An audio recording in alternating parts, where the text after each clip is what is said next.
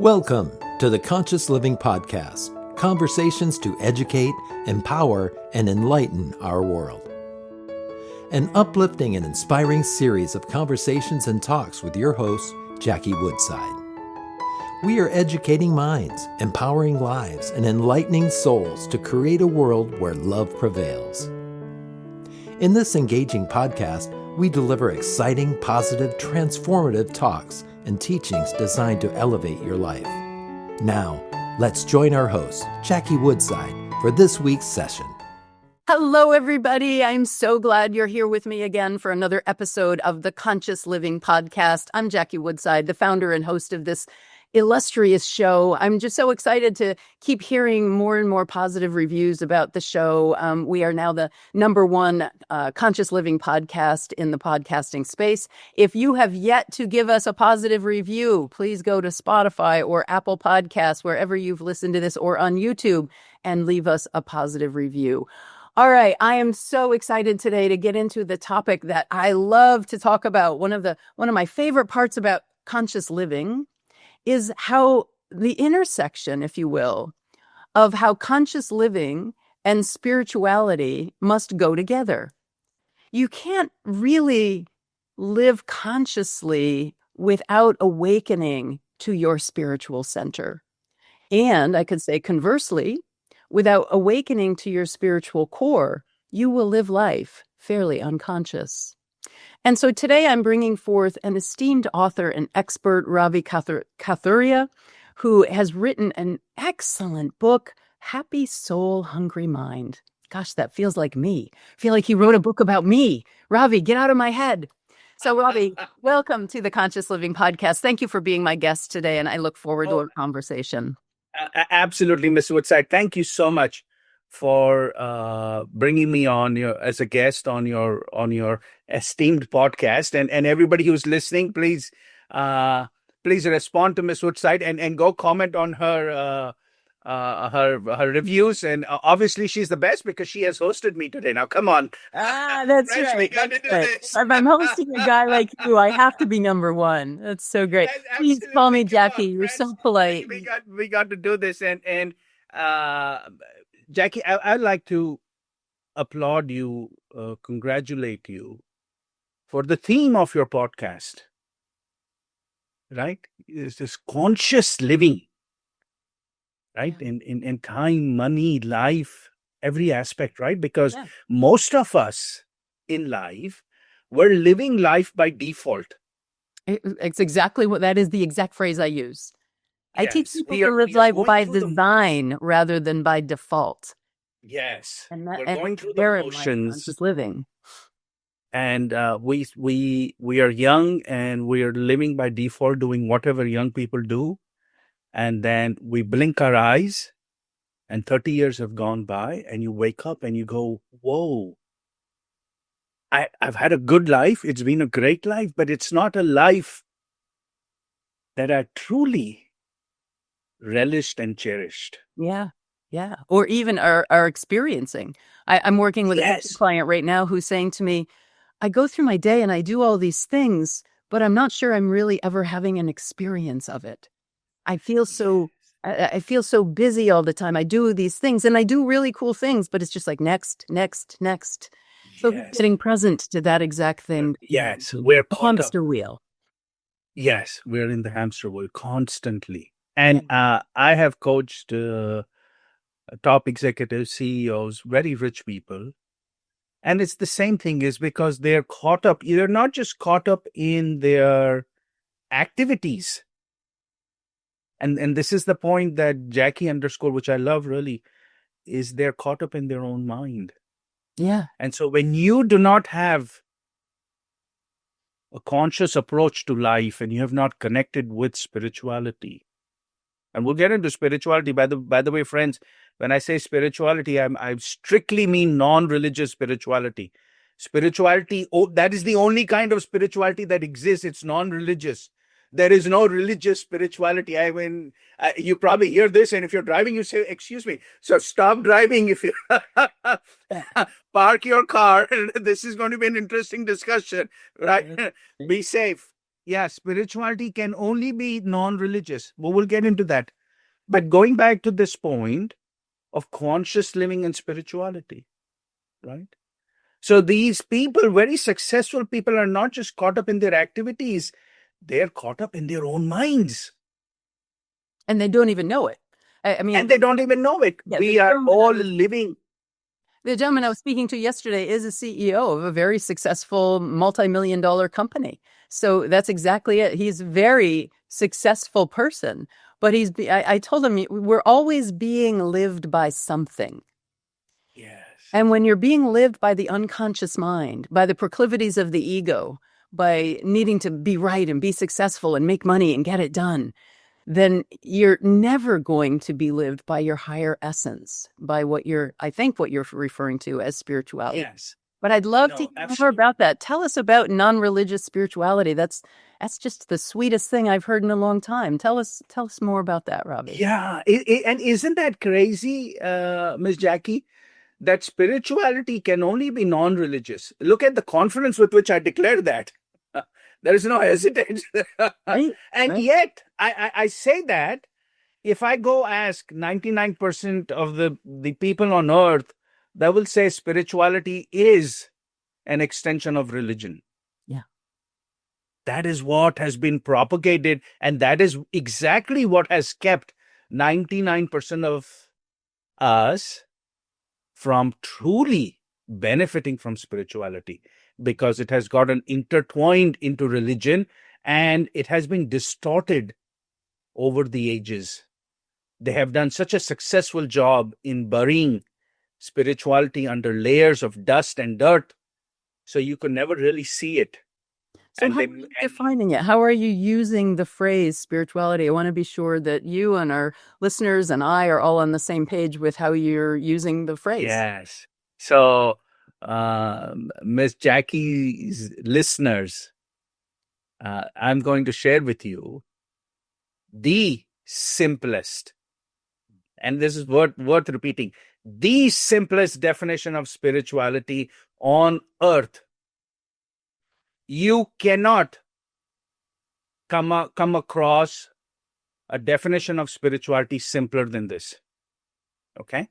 And when you get a moment, when you're not driving, or when you're, not now, not right now, because we want you to pay attention to us, but after you're done listening to the podcast, go do a Google search or go do a Wikipedia search on spirituality, and you will get 4 paragraphs that when you read that, it will give you a headache, or it will certainly give you the message that spirituality is not for us, because it is so complex in the way they describe it. You listen to, even today, contemporary spiritual leaders, when they talk about spirituality, and they talk about it in so many ways, it will either put you to sleep, give you a headache, or make you look for the dictionary. Well, these days we don't look for dictionaries. You go to a Google search or call ChatGPT and say, can you explain and help me understand what this spiritual leader is saying? So friends, they have made spirituality really complex, and that is not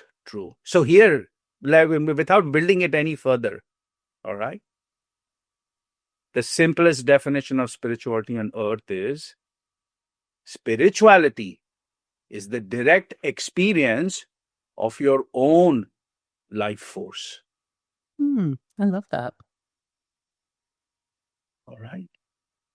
And think about that. It's a very simple definition, the simplest there is, and yet this definition is so powerful. Its implications, its ramifications are huge. Now, what is your life force? You know, the life energy that exists. You may call it the soul, the spirit, the atma in Sanskrit, whatever you call it. We know this. As long as it is in you, you're dynamic. Okay? As soon as it leaves, the moment it leaves, your own loved ones will do something with what they will call your remains. They'll say you're gone. Okay? And you could, somebody might argue, no, he's still here. You go, no, he's gone. He left this morning. Okay? That life energy is what keeps you living. And spirituality is you experiencing your own life energy. Okay. And look, who are the parties involved? You and your life energy. There is nobody else involved. Mm. There is no religion involved. There is no blessings involved. There is no pilgrimage involved. There is nothing. You and your life force. And you know what? Your life force has been with you since the day you were born. In fact, since the day, at some point, I don't know exactly when, but sometime soon after conception or at conception, I don't know when. But your life force has been there with you. And how It's you and your life force, friends. Yeah, how are you defining life force? Yeah, it's the the soul, the spirit, the energy. There is a life energy in us, right? Which is different, which keeps our bodies alive, right? Um, because there is energy in your cells, and your cells can survive your death. But what is death? It's when your life energy is no longer operating in you, right? That is when a doctor, a physician would declare you dead. They said, this body is dead. It doesn't have life in it anymore. Okay? There is an energy that is keeping you. As soon as it leaves, it's over. I shouldn't say it's over. It's never over. Your body is permanent. It just transforms. Yeah. Okay. Yeah. So so spirituality, when you think about the ancient Indian sages, when they describe spirituality, I don't know, 10,000 years ago or many thousands of years ago, they describe this very experience, this capability that every human being has Mm-hmm. of being able to connect and unite with our own life energy. In fact, the word yoga, which is a mispronunciation, there is no such word as yoga. The word is yog in Sanskrit. Okay? The word is yog. And yog, the definition of yog in Sanskrit is union. Mm-hmm. It's your union with your own life energy. That is what yog is. So, friends, you may have many different purposes that you may have defined for yourself in life.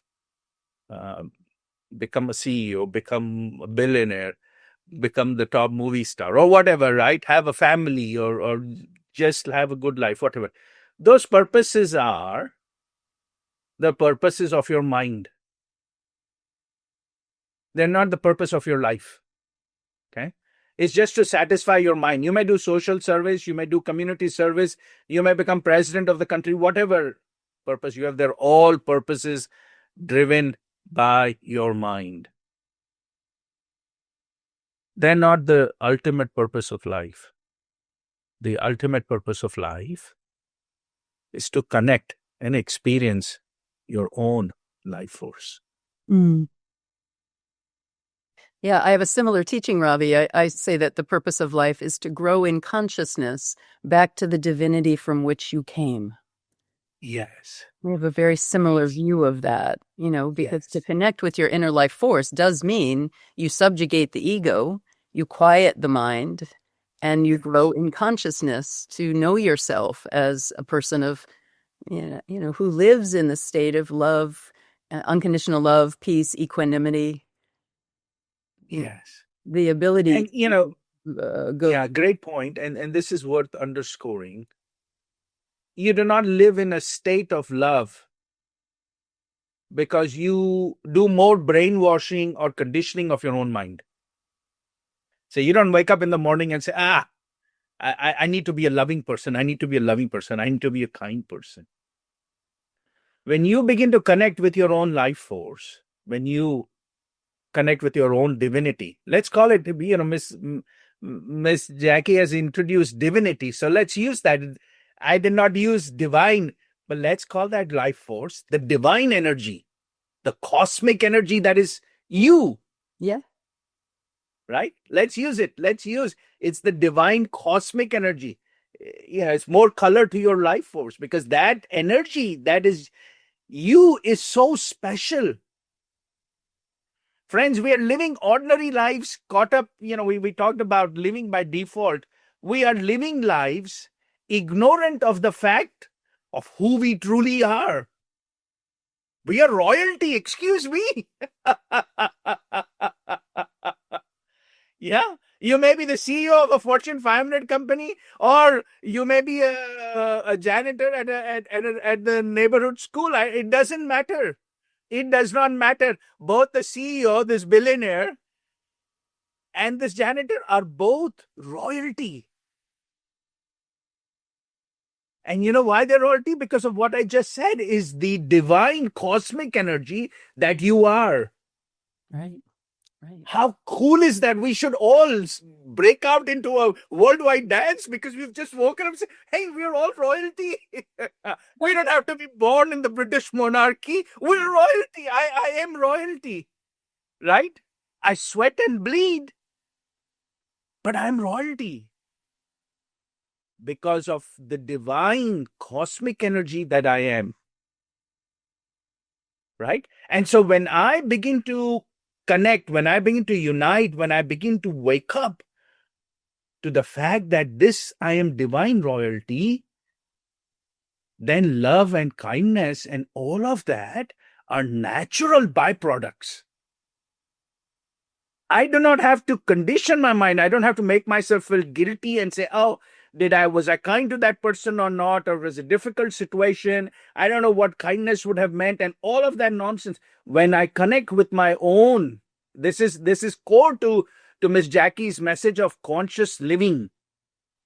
She opened to this was when connecting conscious living and spirituality. When you become connected with your own spirituality, love and kindness and generosity is not something you have to do. It's what you become. Yeah, it's who you become. It's what you are fundamentally. Yeah. Right? Your book goes into making spirituality practical in our day-to-day lives, Ravi. Talk about that a little bit. Yes. And as much as it is I was going to say the greatest book on earth, or I shouldn't say that. You can say that. It's just your opinion. I can say that it is the greatest book. Thank you, Jackie. I needed that. Yeah. You own it, man. You own it. I own it. No, I was going to say this. The book has not made spirituality practical. The book has not made spirituality simple. The book cannot do that. Spirituality in itself is simple and in itself is practical. The book is only pointing that out. The book is only telling you that don't listen to all of that, which says spirituality is mystical, that spirituality is mysticism, that spirituality involves religious practices and rituals, right? Spirituality is something that you have to do when you're in a monastery somewhere, or spirituality is something that you do when you're celibate. Spirituality is something when you're only a pastor or a priest. Spirituality is only, can I go on? Yeah, they have made all of these conditions and judgments. If you don't do this, if you don't do ABC, if you don't love, if you don't, if you don't give alms, if you don't, then you cannot get spirituality. All of that is not true, my friends. Because of the definition that we have already discussed about spirituality. Remember, in that definition, it said you and your life force. It did not even say who you are. It did not say you, meaning you're rich or poor. It did not say you, meaning you live in the Americas or in Asia or in the Amazon rainforest and don't know anything about modern world. It did not say that all of these people living in America or Asia or in the Amazon rainforest, everyone has a life force and they can connect with it. It did not say anything about gender. It did not say whether you're a woman, man, transgender. It did not say that. It did not say anything about sexual identity. It did not say whether you're gay, straight. It did not put any preconditions. It did not put any judgments. The definition says you and your life force. It does not say whether you're a saint or a sinner. You could be on death row and be a serial killer, and society and the government will execute you rightly. But guess what? Your life force, till they execute you, is still with you. You can still experience it. You can experience your life force and spirituality while in prison, waiting for death row. Okay? Prisoners on death row typically wait 10 to 15, 20 years for them to be executed. You got time. You could experience that person who is such a horrible person till that point can experience spirituality, because spirituality cannot judge. Okay? So with that backdrop, spirituality is simple. Spirituality does not discriminate. No judgments, no preconditions. Think about this, friends. This is just, it's crazy. It is mind-blowing for you to think about this. There is no religion involved in here. In fact, I have not used the word that people most associate with spirituality. And you know the word that I have not used? God. Nowhere in my discussion so far have I introduced God. Because I go back to the definition. Spirituality is you and your life force.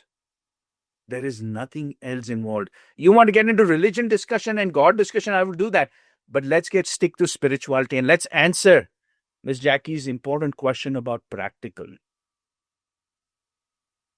We have just described spirituality doesn't have any judgment, any preconditions. It is simply the connection with your life force. Now, it is very practical. It is very straightforward to experience your life force.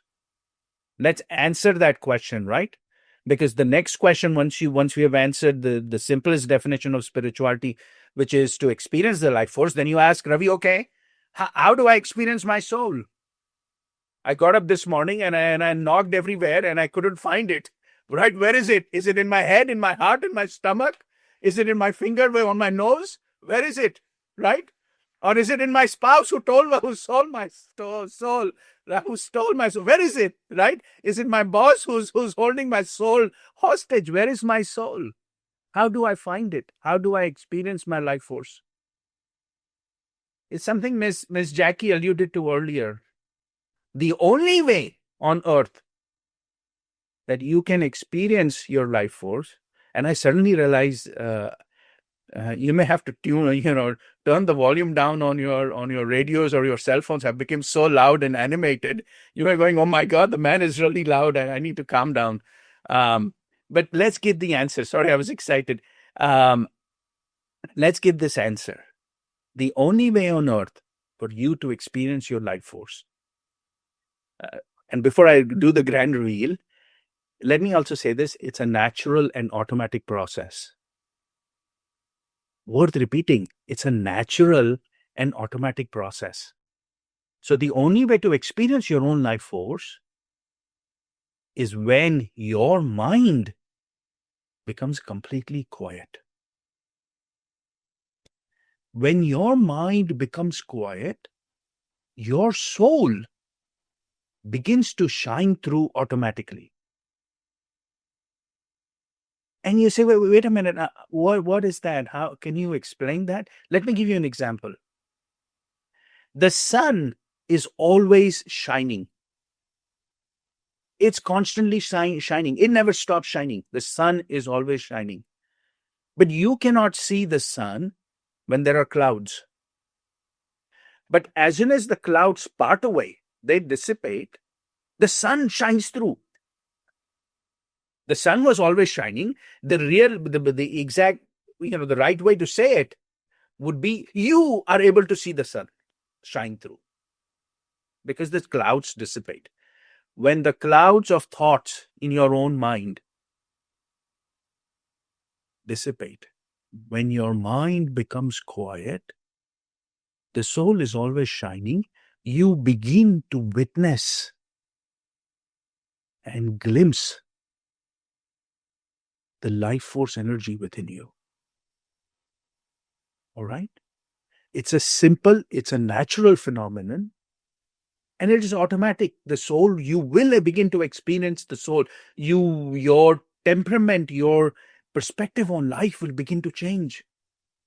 These feelings of love and kindness will begin to overtake you, not because you have told your mind to do it, but it will start flowing through. You will start feeling the energy, the vibrations. Friends, it is just amazing. It's the most beautiful experience on earth. But Ravi, most people can't quiet their mind. I'm sure you hear this all the time, as I do as well. So how do you address that for people? Yes. And that, friends, now we are going to get to the crux of it. Quieting the mind is one of the hardest challenges for us.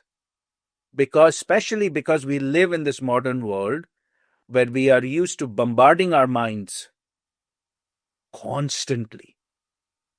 Right? As soon as we wake up in the morning, the first thing we do is reach for our cell phones and start going through. We haven't even gotten out of bed yet.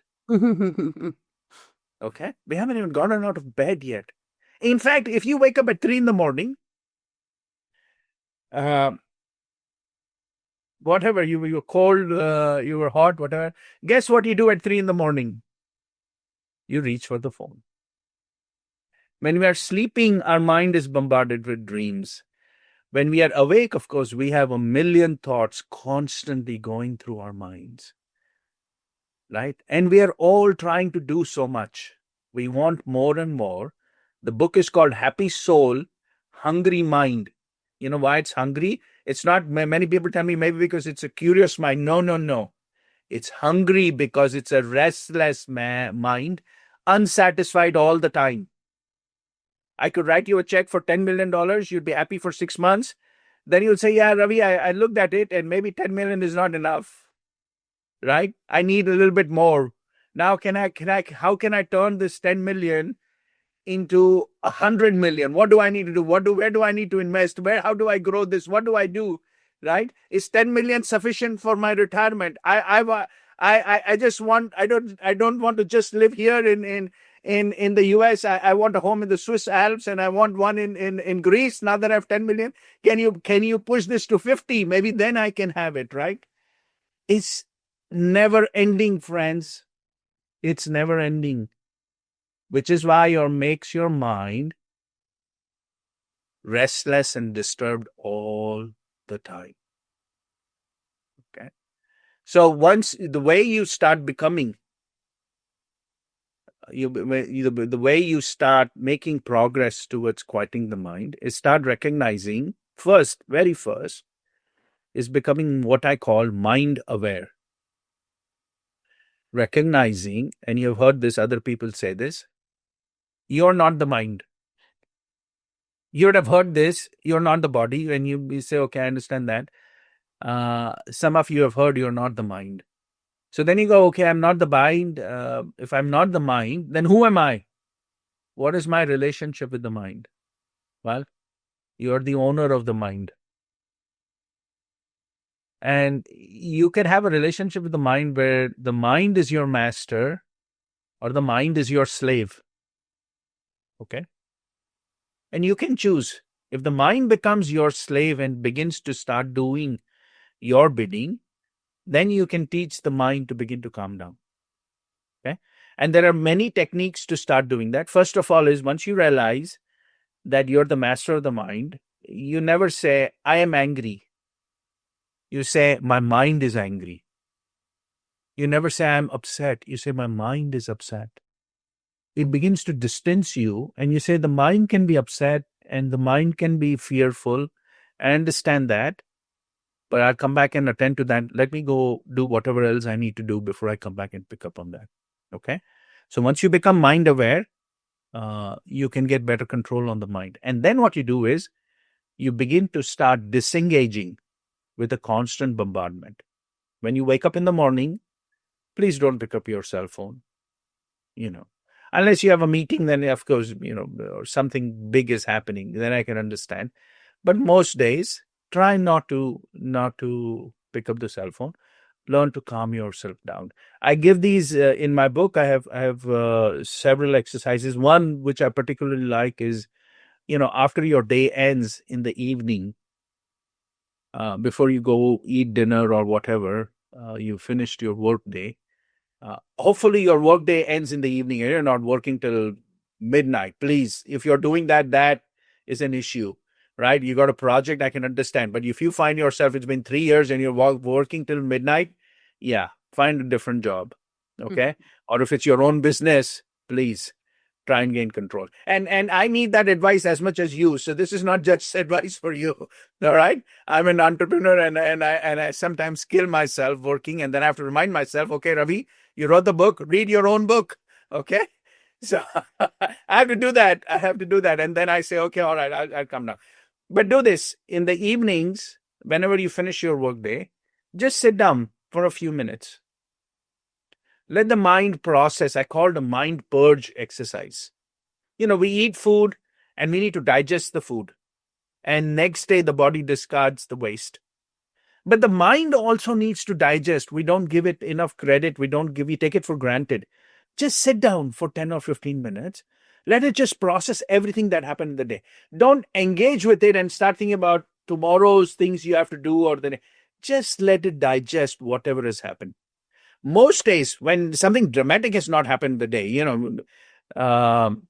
if something big has happened, your mind will not be able to process it. It will take much longer than 10 or 15 minutes.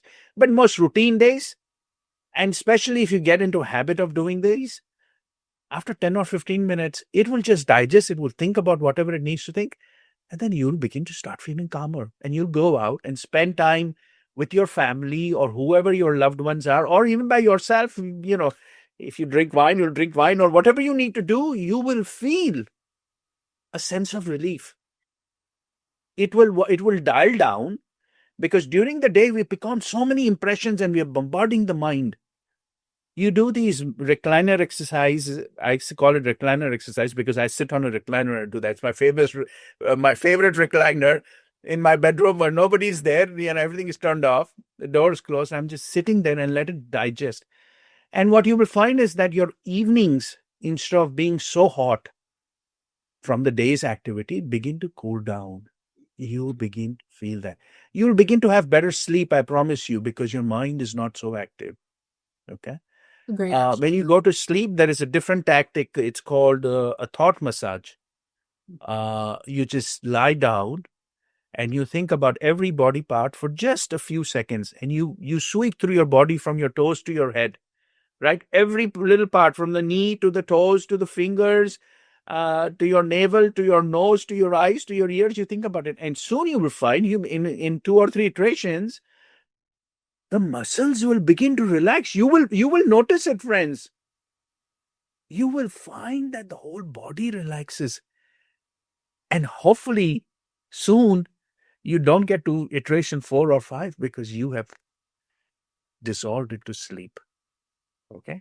Again, most routine days, this will happen. Now, if something big has happened, sleep will be difficult because the mind is so active. But if you start cultivating these, and then there is an exercise that I share that on the weekends when most of us can find some more time, is do something what I call as a nothing activity. Okay, just sit. If you're watching this video, I don't know if you're going to just listening this on podcast, but if you watch this video and you look at Miss Jackie's beautiful, oh my God, what a beautiful home. She has a backyard where I didn't ask her, but it's a lake or a river or a water bodies. It is so beautiful.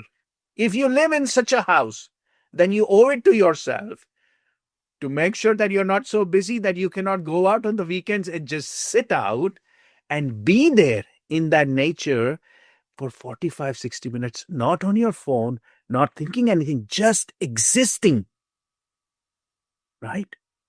Your mind will begin to calm down. There are ways to calm the mind down.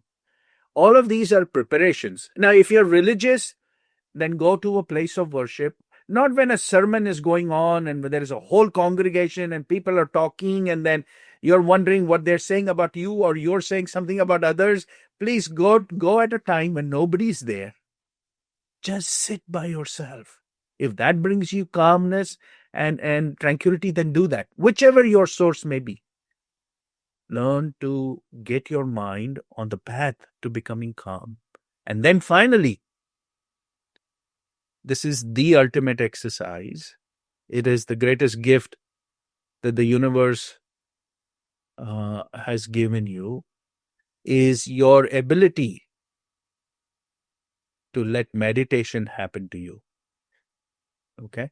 A lot of people have heard about meditation, but meditation scares them because they say, I cannot do meditation. I just hate it. I'm scared of it. It's boring, right? I just cannot sit down and my mind won't stop and I really don't like it, right? Tell me anything else I will do. I'll clean a bathroom, but I will not do meditation. And you go, no, you have misunderstood meditation, because most meditation techniques out there have mistaken it with concentration. Meditation is not concentration. Meditation is not something you do. Meditation is something that happens to you. So I use this example a lot. People say if there is a swimming pool, they say I'm floating on water. And I go, that's nonsense. That is an abuse of the English language. You cannot float on water. And they go, what do you mean? I said, no, you are not floating on water. What you are doing is you are lying still and water is floating you. You're taking undue credit and saying, I am floating. No, you are not floating, sir. You're lying still. And I promise you, if you don't lie still, you will sink to the bottom. Just lie still. All right? If you try to move too much, you will sink. You will drown. Just lie still and water will float you. Meditation is the same. Meditation is not something you do. It happens to you. So what do you have to do? I just said you don't do, and you have to be. You just find a place where you can be comfortable, not disturbed, and just sit down. As soon as you sit down, and in the beginning this is going to happen, your mind will begin to race. You'll get all kinds of thoughts. And there are people who will say, well, observe your thoughts, focus on your breath, focus on a candle, listen to some music. There's a big business of meditation music companies. All kinds of things exist. That's great. My technique is the simplest. Again, in the theme of being simple, it's just you sit down and you let your thoughts come. And that's all you do. You're comfortable, let the thoughts come. And the thoughts will keep coming. And you keep doing that. And you'll wake up after 15 minutes, you say, that Ravi, I don't know what technique he told me. I don't feel any calmer. I just sat down. My mind was racing. And what kind of a meditation session? I don't feel peaceful. That's fine. Don't judge me, friends. I'm not here to judge you. You don't judge me. Just keep doing it. Next day, you show up and do that again. The following day, you do that. You keep doing that for weeks and months. And then a phenomenon will happen. Between these thoughts, one day, you will just get a moment of silence. And it will only be a moment. And it will go away because the next thought will come. And you don't celebrate, don't dance. Please, of course, don't share your meditational experiences with anyone. I need to explain that in a second. But you keep doing that. And you sit down, and what will happen is after some more time, these moments of silence will start showing up more and more. You sit down and you keep doing it. There will come a time when they will show up and they will last longer. And at some point, you will have more moments of silence and just a thought in between. Yeah. And when that begins to happen, you are going to start beginning to getting glimpses of your soul, because your life energy, your mind has learned to become completely still. And that natural phenomenon in you will begin to start happening, friends. We need to start wrapping up. So bring that thought to completion. Yes, in the material world, we compare everything, we judge everything. When you're in the spiritual world, don't judge your meditation sessions. Don't wait for it. Don't go, that Ravi promised me that this was going to happen in 3 months. Please, if you do that, your mind keeps crashing the party. Just be, just be, my friends, and experience the magic that you are. You were going to tell us why not to share your meditation experience with others, and then you can go to your concluding thoughts. Yes, because in this age of Instagram and Facebook, we share everything. But you start sharing your meditational experiences, you know what will happen? When you sit for meditation, you're going to be thinking about how does this become better than what I have already shared. And you can say goodbye to your meditation at that point. Because all you want to do is quiet your mind. When you begin to talk about it, when you begin to share it, your mind will keep showing up. Okay? Do not compare. In the spiritual world, there are no benchmarks. Do not measure it. Have no expectations. So in the book, I talk about it. I say the only two things is be regular and have no expectations. That's do very it. good advice. Very good advice. Ravi, thank you so much. You have so many thoughts to share about how to have a happy soul, even though we all have hungry minds. Yes. That is, and I love that book title. Again, Ravi Kathuria, the author of Happy Soul, Hungry Mind. I really do highly recommend his book. And your teachings have been really helpful. If people want to reach out to you, Ravi, where's the best way to find you? They can find me. They can go to my website, spiritualitywithin.com. My contact information is there. They can go to any social media sites. The handle is Spirituality Within. They can go to YouTube. All my videos are there. They can buy the book on Amazon in Kindle, hard copy, and Audible version. If they want to save $20, then they can go to YouTube, and the entire audiobook is available for free. I'd rather they buy the book, but if they want to save the money, That's great. That's great, Ravi. Well, thank you so much for being my guest and colleague on this very interesting journey of discerning what spirituality is and what it is not, so that we can all live our lives a bit more consciously. Thank you so much for being with us. Thank you, ma'am. Thank you so much.